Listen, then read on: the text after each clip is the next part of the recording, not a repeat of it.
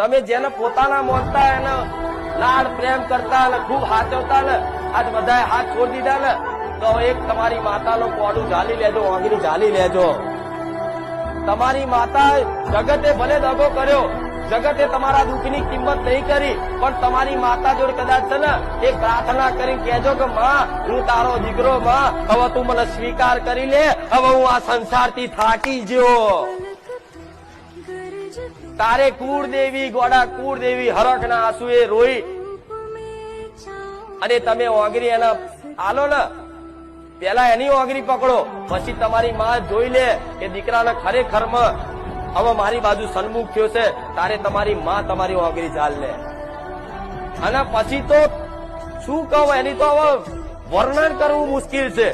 કે માતા પછી તો શું આનંદ શું કરે, એનું તો આ શબ્દો ઓછા પડે, આ શબ્દો નહીં, આ ભાષાઓ ઓછી પડે.